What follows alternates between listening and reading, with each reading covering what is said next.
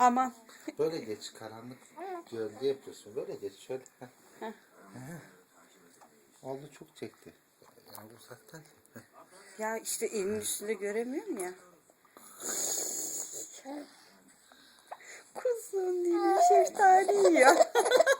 Ağlama ağla, tamam tamam.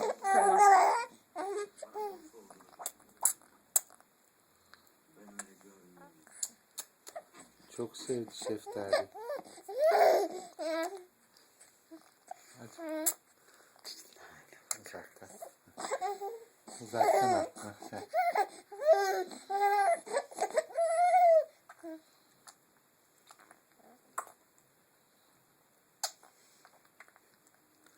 Hadi uzaktan at. Of, çok güzel. Baba çok güzel. Maşallah. Şuna da bak.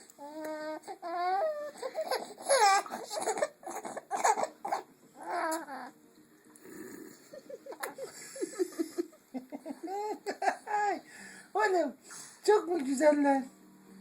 Çok mu hoşuna gitti? He? İstiyor mu şeftali? Ah, çok mu güzel? Çok mu güzel? Çok mu güzel? Güzel mi? Sevdin mi şeftaliyi sen? He? Güzel mi? Çok mu güzeldi be? He? Beğenmiyor mu baba sana? Al hadi. Al.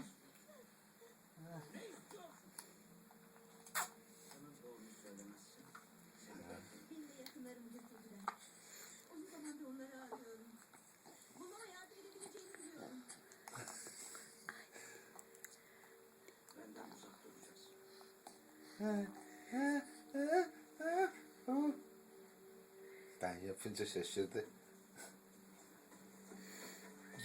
Çok komik mi oldu ben yapınca? He?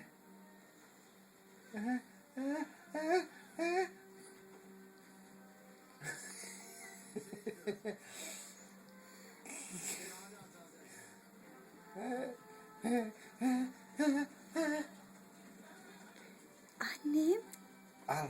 annem, kızıcığım. Şeftali. Aha.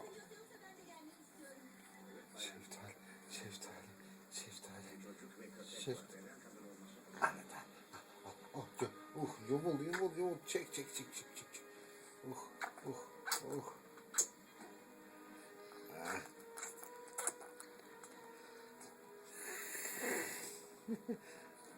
Ah. Hadi yetsin. Yetti mi? Güzel miydi? Güzel miydi? Ben de seni gelsem şimdi şeftali diye. Ha? Gelsem seni. Kocaman ısınırsam seni. Olur mu? Ha. Hadi kapatalım.